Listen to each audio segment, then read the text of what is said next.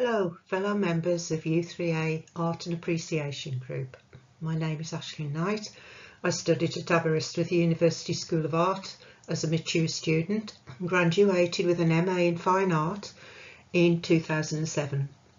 Before I start, I'd like to thank Nigel for his kind invitation for me to put together this PowerPoint presentation for you all, which, by the way, I've really enjoyed doing. So here we go. Let's look at still life, Vanitas and Memento Mori art. The term still life derives from the Dutch word still even, and the subject matter is accepted generally as anything that does not move or is dead, objects of daily life, especially flowers and foodstuffs. It's one of the principal genres of Western art, often described as the art of imitation, and has always been a favourite theme for artists. It was at its height of popularity between 1550 and 1650, where in almost every part of Western Europe, from Spain and Italy in the south to Germany and Netherlands in the north, there arose at roughly the same time a strong and enduring practice of the pictorial representation of objects. Artists produced a visual discourse around material culture, and a genre of still life art known as Vanitas, closely related to Memento Mori, emerged, which was intent on inspiring viewers to come to terms with harsh realities of their mortality. Artists of the Vanitas style were influenced by the political, social and economic situation at that time in Europe. The Renaissance, Enlightenment and the Age of Discovery sparked commentaries on trade, the acquisition of wealth, knowledge and education. The Reformation, with ongoing religious strife between Catholics and Protestants, and not forgetting the ever-present threat of plague. So, in putting together this presentation, I thought a brief summary of the history of still life art would serve as an introduction, and then look in more detail at typical Vanitas and Memento Mori paintings during the 16th and 17th centuries, finishing with a visit to the 21st century to look at a few relative contemporary artworks. Murals and frescoes with still life compositions have been discovered in numerous Egyptian tombs, and presumably the foodstuffs displayed were to honour the dead and intended to be used by them in the afterlife. Many frescoes depicting still life images were discovered during the major excavation of Pompeii, which commenced in 1748. Maybe these frescoes were a way of advertising and originally situated in the marketplace, or they were decorative, a declaration of wealth and prosperity. Still lifes of foodstuffs, or xenia, were popular with wealthy 4th century Athenians to show off well-stocked larders. This is according to Pliny the Elder, a 1st century Roman author, naturalist and philosopher. He was also naval and army commander of the early Roman Empire. This mosaic was discovered during the excavation at Herculaneum in 1709. Depictions of flowers, fruit, fish and food not only being painted on walls as frescoes, but also by way of fired mosaic tiles on floors of Roman homes, palaces and baths. Paintings of still life in the form of frescoes and mosaics seemed to vanish with the fall of Rome. Through the early Dark Ages and medieval years, objects of nature were used to decorate tapestries and illuminated manuscripts. Stylized images of fish, fowl, flowers, well, all flora and fauna can be found enriching the borders, margins and capital letters of some of the oldest surviving psalters, manuscripts and books. The rise of manuscript coincided with the spread of Christianity, and many of the early texts were produced specifically to aid in the process of conversion. In the Celtic areas of Western Europe, the most important kind of text was the Gospel book. So during the Middle Ages, objects of still life were used not only in stylistic forms to decorate illuminated manuscripts, but to extol a Christian perspective as allegories to explain the Bible. For example, an apple was the metaphor for Adam and Eve's original sin. The re-emergence of still life in Western art during the early Renaissance in Italy is linked with the revival of the classical ideals of illusionistic naturalism. Naturalism in art refers to the depiction of realistic objects in a natural setting. Giotto, Italian painter and architect from Florence, was praised highly for his skill in depicting realism. In 1305, he and his pupils used still life in the form of fictional niches on religious wall paintings, which depict everyday objects in his famous frescoes in the Arena Chapel in Padua.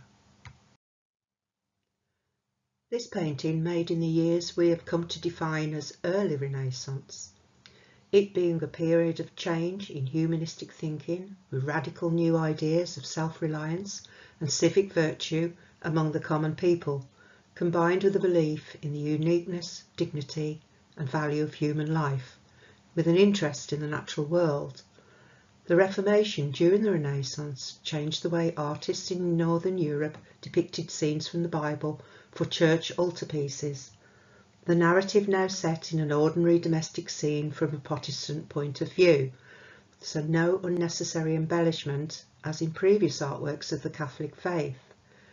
Themed stories from the Bible now depicted in scenes of everyday life so the congregation would be able to understand and take from it the true message.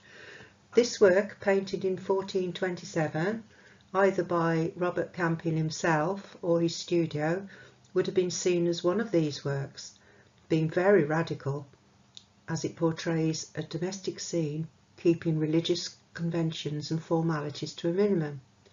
The usual style of Gothic and early Renaissance painters would have set this Christian story of salvation, the Annunciation, in a palace or church against a golden background. Campin, however, sets the scene in an urban middle-class house. Neither Mary nor the Archangel wear halos, there is no dove to represent the Holy Ghost, and details are realistically and carefully assembled. Just note how the wooden bench and ceiling have been constructed, and note the still life on the table, forefront and centre stage in this painting. On the table in the foreground, a scroll and a book are in front of Mary, symbolising the Old and New Testaments, and the part that Mary and the Christ child played in the fulfilment of prophecy. The lilies in the earthenware vase on the table represent Mary's virginity, along with the vessel of water and the white towel, all alluding to Mary's purity. The recently extinguished candle, suggesting that the light emitted by the candle flame is no match for Christ's divine radiance.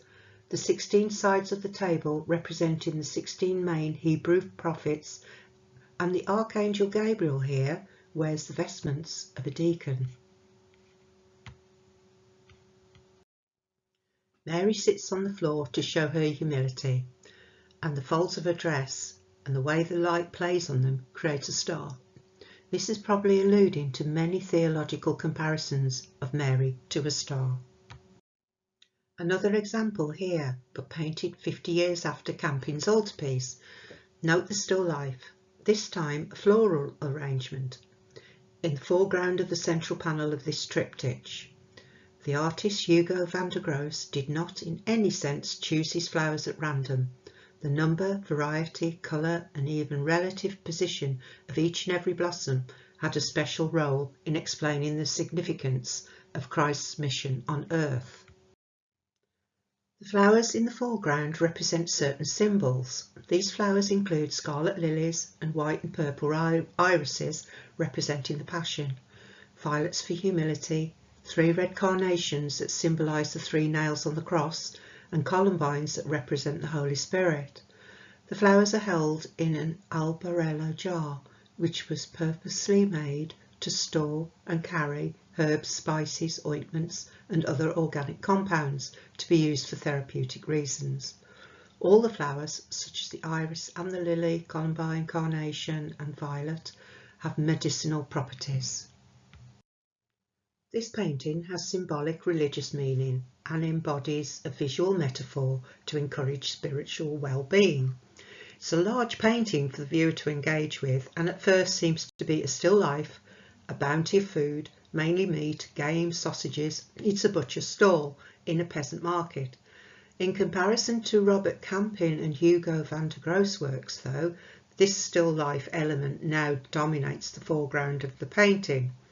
You have to look past the butcher's stall to find in the background a scene from the biblical theme, the flight into Egypt. The Virgin Mary is seen stopped on the road giving alms to the poor. The contrast between the charity of the poor fugitives being given alms and the richness and abundance of the food conveys a certain religious symbolism and hidden meaning, linking to the idea of food for the body with the idea of food for the soul. The spiritual bread of life appealing to the viewers to turn their attention away from things of this world. This painting is an allegorical and moral work. It's condemning avarice and exalting honesty, as is shown by emblems of the vanity of life and Christian symbols like the scales of the Last Judgment. Flemish artist Quentin Massès painted in the style of the early Netherlandish tradition. He was born in Louvain, Belgium in 1466 and later settled in Antwerp, which was a major trading centre and rapidly became the principal city for commerce between northern and southern Europe. Portuguese and Spanish merchants and powerful Italian bankers visited Antwerp for trade, making the bustling city the economic capital of Europe. Merchants from all over Europe, using a variety of currencies, created a business in trade so that large numbers of moneylenders and money changers set up shop. So in analysing this painting, we find the man and his wife. Curiously, they're dressed in clothes from another era. This may allude to a nostalgic or idyllic rural past. They are seated behind a table that is tightly framed, which makes them the focus of attention for the viewer, and you wonder what they're doing. The man is busy testing the money for value on the scales, while, as reflected in the convex mirror, is the customer who waits for the results.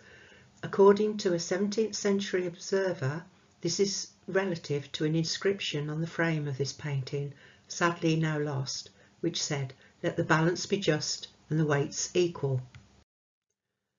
His wife has been distracted from reading a book of devotion. The open page reveals an image of the Virgin and Child. She has looked up and away, and by her expression seems to be approving her husband's honesty in business, but in doing so, she is showing that she is more concerned with avarice and greed than her spiritual duty. The prayer book was extensively documented in art during the 15th century, and this painting, being the first of its kind, Massé has indicated that this was in fact in the process of being replaced by a growing capitalist economy and mentality, bringing with it a variety of new commercial and mercantile ideals. So looking closer at this painting, you have to look behind them at the objects in the background. These have been carefully chosen to strengthen the work's moral message. Some are recognisable from Jan van Eyck's paintings, of which there were many, a crystal vase, crystal beads and a piece of fruit. But in this domestic scene, these objects are now mingled with scraps of paper and accounts books, symbolising contemporary social and economic change. The snuffed out candle and the fruit on the shelf, an allusion to original sin and a reminder that we are all doomed to return to dust, and they're symbols of death. The carafe of water and rosy hanging from the shelf symbolise the purity of the Virgin. Finally, the small wooden box represents a place where faith has retired.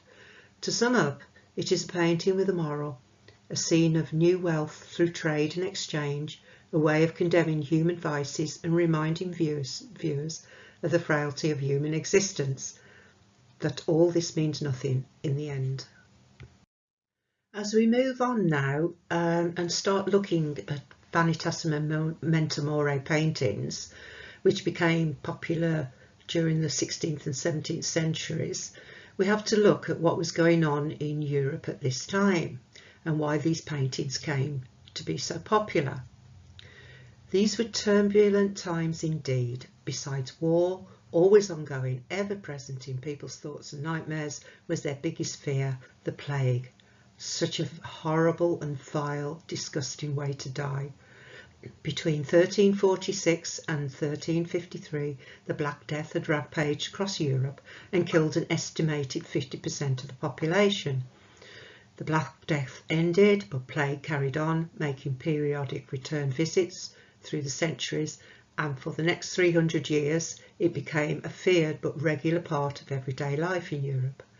The catastrophic effects of plague and its relentless recurrences changed life in every possible way, as high levels of mortality caused by the Black Death and its recurrent outbreaks made death even more visible and tangible than ever before. One of the major cultural consequences during this time was its effect towards death and the art of dying. As a result, both of its extreme virulence and the strictness of the measures imposed to combat it, plague significantly disrupted traditional customs of dealing with death. This disruption made itself felt not only in religious belief and burial practices, but also in art, architecture and literature. European culture was profoundly shaped by the experience of the plague, as witnessed by the advent of symbols such as Vanitas and Memento Mori, but especially so in Dutch still life paintings. Vanity of vanities, saith the preacher, vanity of vanities, all is vanity. As the statement at the beginning of the book of Ecclesiastes in the Old Testament, but vanity not in the sense of checking yourself in the mirror being conceited, but these words from the Bible warn us that all human action is transient, in contrast to the everlasting nature of faith. In most cases, symbolic paintings use different objects to convey deeper meanings or narratives. In a sense, the covert religious content of these Vanitas works fulfill the spiritual need left untended by the decision of the Protestant Church not to commission any more large religious works. The centre of Vanitas painting was the Dutch town of Leiden, an important site of Calvinist theology, with its focus on man's sinful nature and its stern moral code. Viewers are asked to reconsider their misguided coveting of worldly pleasures and possessions, to remember their mortality and to repent for their sins. The term memento mori, being applied to Vanitas artworks during this time, had actually been around for centuries. This mosaic from the 1st or 2nd century was discovered in Pompeii. It's showing the wheel of fortune and life and death both hanging by a thread. It is memento mori. The Latin name translates to remember that you have to die. It's believed to have originated from an ancient Roman tradition. After a major military victory, the triumphant military generals were paraded through the streets to the roars of the masses. The ceremonial procession could span the course of a day, with a military leader riding in a chariot drawn by 4 horses. There was not a more coveted honour. The general was idolised, viewed as divine by his troops and the public alike, but riding in the same chariot, standing just behind the worshipped general, was a slave, and the slave's sole responsibility for the entirety of the procession was to whisper in the general's ear continuously, "Look behind, remember thou art mortal, remember you must die." The slave served to remind the victor at the peak of glory this godlike adoration would soon end, while the truth of his mortality remained. A time of unrest and upheaval, but especially so in England when Hans Holbein painted this in 1533. Hans Holbein was a German Swiss painter and printmaker who specialised in realistic portrait painting. He moved from Basel in Switzerland to England in 1532 and lived in Aldgate, London, working for the royal court under the patronage of Anne Boleyn and Thomas Cromwell. When he painted this work in 1533, that same year Henry VIII quarrelled with the Pope over the Catholic Church's refusal to grant him a divorce from his wife Catherine of Aragon. But then he went ahead and married Anne Boleyn, and soon after he celebrated the birth of their daughter, half-heartedly of course, as he'd hoped for a son. But this was the future Queen Elizabeth I. Just 1 year later, Henry broke away from Rome and established himself as head of the Church of England. His drastic actions, largely motivated by his desperation to produce a male heir, added more fuel to the fire escalating the troubled, unstable political and religious order in Europe, where King Henry, King Francis I of France, Holy Roman Emperor Charles V and the Pope all hovered on the brink of war. Henry's break from the Catholic Church opened the door for Reformation and humanist thought to enter England, the philosophies of which would eventually transform much of the continent. Martin Luther, German professor of theology, composer, priest, monk and seminal figure in the Protestant Reformation, and his followers challenged the Catholic Church's absolute authority, and they were gaining traction in Northern Europe. During the years 1535 to 1536, Thomas Cromwell, on behalf of the state, set to implementing the dissolution of the monasteries. Over 800 were dissolved, demolished for building materials, sold off or reclaimed as Anglican churches. So during the rule of Henry VIII, from 1509 to 1547, there was much to worry about, as the plague, now in the form of the mysterious but deadly sweating sickness, was sweeping through England. It killed many members of Henry's court, including Hans Holbein in 1543. So, looking at this painting, it's generally known as the Ambassadors, but also goes by the title of Jean de Dinteville and Georges de Selve. They were close friends and young men of distinction. The painting largely celebrates wealth and excess, the importance and political standing of the two men, while also subtly celebrating their close friendship. But upon closer inspection, however, it reveals many significant objects and hidden symbols, a still life of several meticulously rendered objects, the meaning of which has been the cause of much debate over the years since being acquired by the National Gallery in 1890. So on closer inspection, looking behind the two figures, we see the objects on the upper shelf, a celestial globe, a sundial and various other instruments used in astronomy and for measuring time. These all relate to the heavenly realm. Then we look at the objects on the lower shelf, the terrestrial globe, compass, lute, case of flutes, the open book, and these all indicate earthly pursuits and pleasure. A typical piece of Vanitas unravels on closer inspection. Notice the broken string on the lute directly above the open book. The lute's broken string traditionally symbolises ecclesiastical discord, something's gone wrong. The book contains hymns written by Luther. The open page shows Veni Sanctus Spiritus, a hymn to the Holy Spirit, traditionally invoked as a force for church unification. The dream of reconciliation expressed in this small detail, of course, would never materialise. Diagonally across the lower foreground of the Ambassadors, there is an elongated form, the significance of which is not immediately obvious. Some thought this to be a cuttlefish bone. It is a perspective anamorphosis, an intentionally distorted image whose nature becomes clear when it is viewed from an oblique angle. From a vantage point to the centre right of the picture, the form reveals itself to be a skull, included as a memento mori. I've seen this painting many times, I have to say, and I just cannot resist standing to the side to watch the skull appear.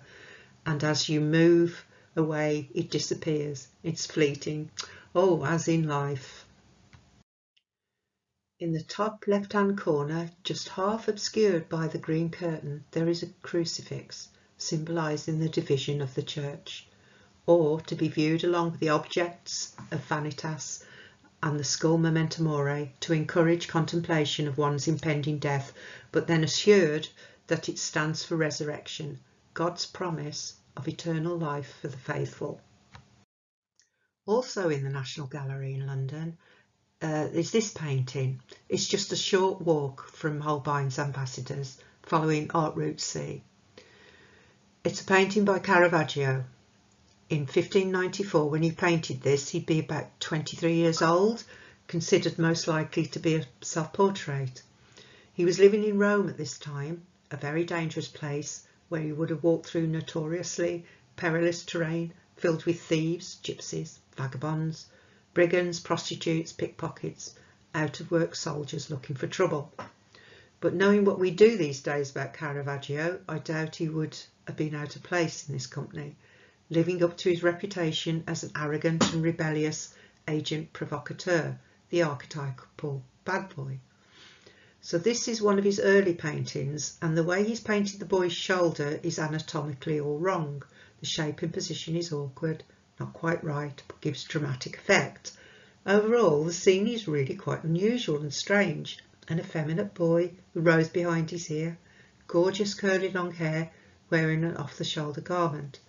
This identifies him as Bacchus, Roman god of wine and pleasure and debauched behaviour, often portrayed as a very girlish boy. So as you stop to look at this painting and you get drawn in to see what's going on, it starts to unfold and reveals itself as a Vanitas painting. And then you see there's a lizard. Lizards are frequently found lurking in the shadows in still life art, often seen as a symbol of old age, but more so representing the serpent from the Garden of Eden, evil and sex and the downfall of man. There are various interpretations of this scene and the act of the middle finger being bitten by a lizard. Some scholars put forward the theory that he is portraying himself as being homosexual. This is a theory that's shared by the art historian Andrew Graham Dixon, who wrote in his book titled A Life Sacred and Profane, a biography of Caravaggio. There is no absolute proof of his homosexuality, only strong circumstantial evidence and much rumour. Boy bitten by a lizard seems at first not typical of a Vanitas painting. It may have an allegorical meaning, refers to the pain that can derive from love. His expression of shock and pain portrays his youthful arrogance. Youth quickly fades, like the flower, like the reflection in the fragile glass vase. One minute you're a beautiful young man like Bacchus, who likes to party, and the next you're an old man.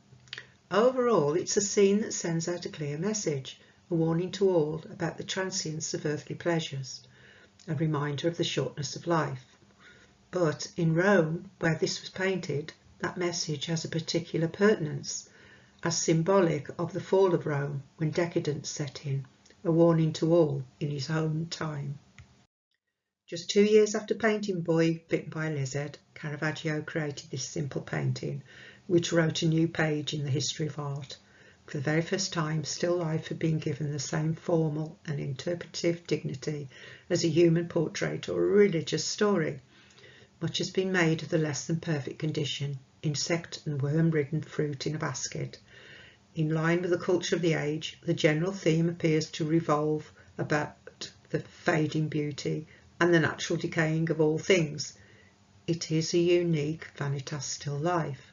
Scholars also theorise that the basket of fruit as a metaphor of the church during this time.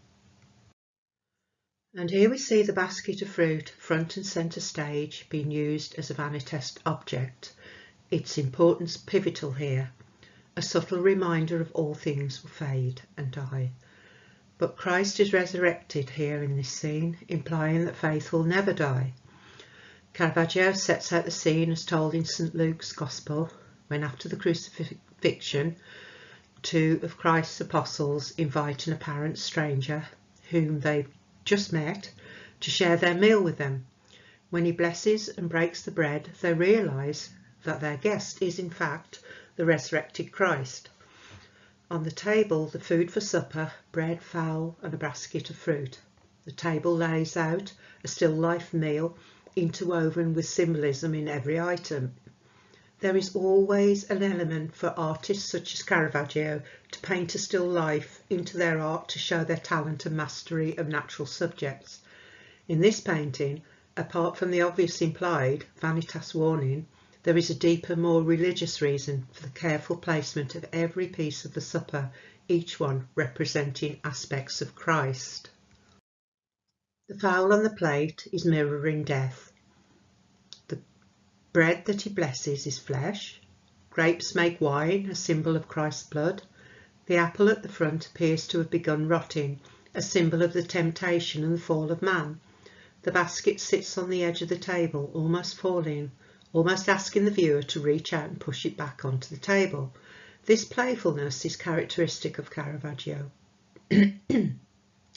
The shadow that falls from the left-hand side of the fruit basket may also be interpreted as referring to Jesus' ministry. It appears to show the silhouette of a fish. From the moment that Jesus entreated his first disciples, "Come follow me, and I will show you how to fish for people. Follow me, and I will make you fishers of men." Caravaggio has used the basket of fruit not only as a still life element in the table setting, but also to underpin the meaning of the story that he paints. Leaving Italy, over in Northern Europe, pared down with no religious content, but conveying a very strong message, a skull and snuffed out candle. Objects of Vanitas Memento Mori. These paintings started to appear on the back of portraits to remind the person who ordered the painting that capturing their appearance did not stop the inevitable march of death. This Vanitas still life with skull and candle by German artist Barthel Brun the Elder was painted on the back of a portrait of Jane Louise Tissier, she being the artist's wife. Unfortunately, I've not been able to source an image of the portrait. Clara Peters was active between 1607 and 1621, a Flemish still life painter from Antwerp who worked in both the Spanish Netherlands and Dutch Republic. She's probably the best known female Flemish artist of this time. She specialised in painting still lifes of food, breakfast pieces, banquet pieces, and expensive cups and vessels in precious metals. Very few Vanitas pictures included figures, so this self-portrait painting is quite unusual. It shows herself as serving as the model for an allegory of vanity. As in the Moneylender's painting, she is also dressed in very old-fashioned clothes for the time. She's sitting at a table full of expensive objects, gold coins and jewels. Gazing away from the objects, she looks sad and thoughtful. Maybe she's just looked at the pocket watch she's holding in her left hand and contemplating time is passing, the inevitable counting the precious of hours, minutes and seconds. Her good looks will fade. Life might be good now in all this splendour, but will go the way of the flowers in the vase. Note how they're starting to droop. Time will be gone as quickly as the bet that someone placed on the roll of those dice. And life is like a soap bubble, that one that's floating just above the flowers, and soon it will pop and be gone. Skulls are usually included and are in fact the most commonplace symbol in Memento Mori art. They are the classic symbol of mortality. This is a religious age when almost everyone believed that life on earth was merely a preparation for an afterlife. Vanitas paintings were produced during a period of theological strife as a bastion for the Protestant goal of contemplating the self. Casting off their Catholic Spanish masters, the Dutch Republic had emerged as a triumphant Protestant state in 1581, and Vanitas artists attempted to reflect this attitude via these artworks. The Protestant Reformation, which is usually considered to have started with the publication of the 95 Theses by Martin Luther in 1517, had a big impact and minimised the production of religious artworks. This made way for other types of genres of painting to be explored. So still life paintings were favoured because they depicted the everyday scenes of people and their lives and had inherent symbolic meanings from various objects. The Dutch Golden Age spanned the whole of the 17th century. Peter Claes, a Dutch painter who achieved a striking simplicity and atmospheric quality in still life representations. The artist's rendering of the glittering timepiece with its glossy ribbon, reflections on the snuffed out oil lamp and overturned glass, brittle pages and the jagged fractures and crevices of the skull is very realistic. In today's terms it would be classed as photorealism. The Dutch love for the microscopic naturalism and remarkable attention to detail is evident not only in the faithful rendering of various shapes and textures, but also in the accurate presentation of local colours, which make the objects appear exactly as they would have been found in nature. In simple terms, still lifes may be classified into 4 principal groups, including flower pieces, breakfast or banquet pieces, animal pieces, and symbolic. Many of these works were executed purely to demonstrate the technical virtuosity and drawing ability of the artist. Some had no reference to Vanitas or Memento Mori. Jan Bruegel, son of Peter Bruegel the Elder, was a Flemish painter and draftsman and one of the first artists to depict flower still lifes. He was nicknamed Flower Bruegel or Velvet Bruegel. Dutch artists popularised still life iconography with their flower paintings. These pieces, influenced by tulip mania, showcase colourful flora from different countries in one vase and at one moment of blooming, and often do not feature any other subject matter. Peter Claes was born in Berchem, Belgium, near Antwerp. He and William Claeszoon-Heyder, who also worked in Haarlem, were the most important exponents of the Onday, which translates to breakfast or dinner piece. They painted with subdued, virtually monochromatic palettes, the subtle handling of light and texture being the prime means of expression. Claes generally chose objects of a more hospitable kind than Heyder, although his later work became more colourful and decorative. The two men found a distinguished tradition of still life painting in Haarlem. European artists whose fascination with highly detailed optical realism and symbolism led them to lavish great attention on their paintings. The development of oil painting technique by Northern European artists made it possible to paint everyday objects in this hyper-realistic fashion. This is owing to the slow drying, mixing and layering qualities of oil paint. Layering paint in this way gives a beautiful luminosity to the works. It is created by light refracting through the layers of glaze, then reflecting off the opaque layer beneath, giving an inner glow. Heightened shadows result in a realistic 3D effect. The oldest known oil paintings date from 650 AD. These were found in 2008 in caves in Afghanistan. The pigments had been mixed with walnut and poppy seed oils. During the Renaissance, Italian artists were still using the tried and tested ancient techniques of painting frescoes with egg tempera directly onto wet pasta. The claim by Giorgio Vasari, author of the book Lives of the Artist, that Jan van Eyck invented oil painting is not correct, but Van Eyck's use of oil paint achieved novel results in terms of precise detail and mixing colours, wet on wet, with a skill hardly equalled since. The early Dutch painting of the 15th century saw the rise in painting purely in oils on wooden panels. By the 16th century, easel painting in pure oils had become the norm, using much the same techniques and materials we find today.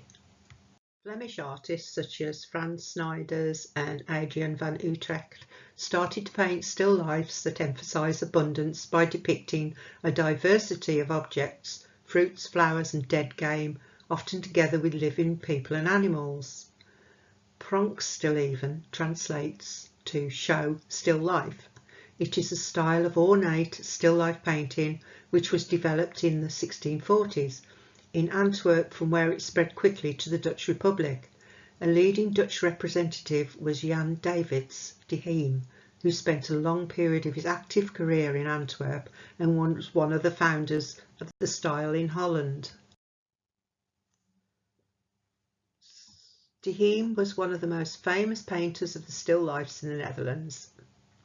They included fruit pieces, Vanitas still lifes, flower pieces, but he's best known for his ornate or sumptuous still lifes, the so-called Pronkstillievens. He combined brilliance and harmony of colour along with an accurate rendering of objects in all their variety. European and tropical fruits, lobsters, oysters, butterflies, moths, stone, metal, snails and seashells. Often he would convey a moral or illustrate a motto, a snake lying coiled under grass, a skull on plants in bloom. Gold and silver cups or tankards are suggestive of the vanity of earthly possessions. Salvation is seen allegorically as a chalice amid blossoms, and death as a crucifix in a wreath. A painting such as this would have fascinated 17th century viewers, not only for the luxuriousness of the objects on display, but for the skill with which they were painted.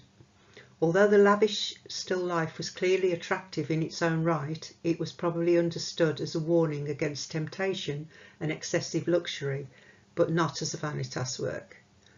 The 17th century still life encompassed an enormous artistic range, which peaked by the 1670s and seemed to stagnate thereafter, perhaps because of the deaths of the 1680s and 1690s of so many of its exponents. What did survive, however, were two aspects entrenched in the Dutch psyche: flower paintings and decorative hunting still lifes. Maria van Oosterwijk created floral paintings and still lifes with allegorical themes during a period in which such works were much sought after in Central Europe. She helped to transform the genre of floral still life painting realistically in a manner similar to the 16th century Dutch trompe-l'oeil tradition. In addition to being a talented painter, she also was a successful businesswoman. She obtained the services of an agent in Amsterdam to market her work. Among her patrons were Louis XIV of France, the Holy Roman Emperor Leopold I, Augustus II the Strong, and William III of England. She sold 3 pieces to the King of Poland. Very few women were professional artists during the 1600s, and despite the fact her skillfully executed paintings of flowers were sought by Dutch and other collectors, she was denied membership to the Painters Guild because women were not allowed to join. Here is an example of typical still life with hunting motifs, which became popular in Dutch art in the latter part of the 17th century, at a time when Dutch society grew wealthier and more refined. Willem van Aelst, who worked in Paris and Florence before settling in Amsterdam, was one of the first still life painters to depict hunting trophies. Many such paintings create a heightened sense of reality by featuring full-scale representations of the objects they portray, as in the life-size animals here. I could have added another 10 slides filled with flora and fauna and dead animals, but instead I'm going to now leave the 17th century and end this presentation with a visit to our time, the 21st century. Art has long been a way for societies to cope with turbulent times and an uncertain future. So how are artists reacting to what's going on in the world we inhabit today? I realise that the art world has been devastated by the pandemic. Galleries have closed and there is lack of funding. We're still recovering from and dealing with COVID-19 and the fallout from Putin's war, so I haven't been able to source many current relevant artworks, but I did find this work. It's part of an exhibition featuring 3 artists, being shown by 2 galleries in London through summer in 2022, a contemporary take on still life Memento Mori. These prints, high-resolution photographs, are by Scottish artist David Eustace, whose works are centred on the transience of life and his disbelief in death as a permanent state. Documenting decaying flowers serves as a reminder of our own fragility. The overall theme of the exhibition, including this work by Joseph Santillari, explained thus: in nature, everything that begins a journey of decay immediately begins a change and a new form to feed something else. A constant number of atoms exist to simply rotate and develop some new purpose, even for a short time. These artists seem intrinsically drawn to decay, fascinated by a stage when pretty is past and transition becomes more apparent. A time yet to come, a period that raises so many questions. This is a reminder of the immediacy and fragility, a short-lived period documented, knowing ultimately all things change and that death is not yet the end, and yet it is inevitable. As I was thinking about Memento Mori contemporary artworks, Damien Hirst came to mind straight away. He was one of the young British artists who began to exhibit in 1988. They became known for their openness to materials and processes, shock tactics and entrepreneurial spirit. Over the years he has made many artworks alluding to Vanitas Memento Mori. In this, the skulls depicted in his Memento Mori etchings are a reminder of death. They give a final image of a face. Because of their short life cycle, the butterflies that also feature in this series stand for the transitory nature of life. Hirst chooses butterflies because they also symbolise metamorphosis and resurrection. Damien Hirst's sculpture represents the artist's continued interest in mortality and notions of value, alluding to the iconography of the skull in art as Memento Mori. The work can be viewed alternatively as a glorious, devotional, defiant or provocative gesture in the face of death itself. When it first went on display in 2008 at White Cube Gallery in London, it was described by critics as out of this world, celestial, almost. It proclaims victory over decay. At the same time, it represents death as something infinitely more relentless. Compared to the tearful sadness of Vanitas scene, the diamond skull is glory itself.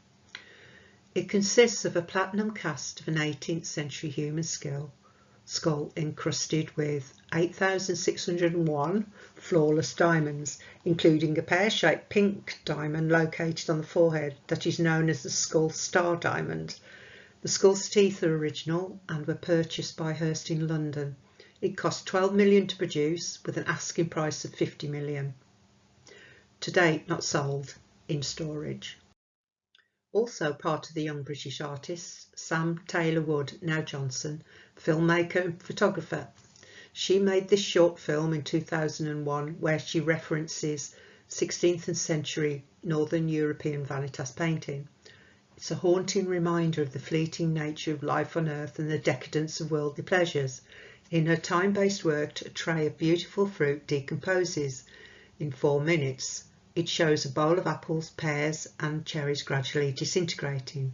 They first shimmer, become surrounded by a blue glow of fungal spores and then collapse, all to the accompaniment of soothing piano music. It is surprisingly beautiful and relaxing to watch, until nothing is left but a formless grey mass. The cheap plastic pen on the table, however, remains unchanged, quietly raising the environmental question of what will be left behind after we are gone. It's on YouTube and I'm happy to share the link with anyone who'd like to view it. A powerful image, I thought. Here we have a volunteer wearing a Venetian plague doctor mask as he prepares postal voting documents of the Bavarian regional elections for counting in Germany, 15th of March 2020. So as we come to the end of this presentation, just one last thing. I felt I had to make a comment here before I finish. This statement I made earlier. Art has long been a way for societies to cope with turbulent times, tragedy and uncertain future. It got me thinking and wondering if the pandemic will influence artists. What will they make? Will they reference the art of dying in response to such a traumatic event? Has it had an impact? Will Tate Modern be overwhelmed with contemporary Memento Mori artworks? Of course, there's no comparison to plague and coronavirus, how it impacted people's lives back then and now, or is there? In trying to understand the potential effects of COVID-19 on society, some commentators have looked back in history to the plague. Drawing lessons from an epidemic over 600 years ago may appear at first a bit weird, even foolish, but consider responses then and now to the initial outbreak. Disbelief, disparaging other countries afflicted by the plague before it reached you, a range of established medical approaches and quarantines, plus quack cures, religious finger-pointing and scapegoating. 14th century Europeans blamed the plague on a Jewish conspiracy or on a sinful world.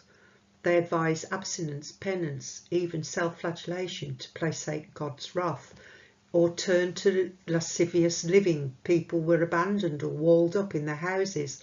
A lack of understanding of the disease led to desperate people to try a range of cures.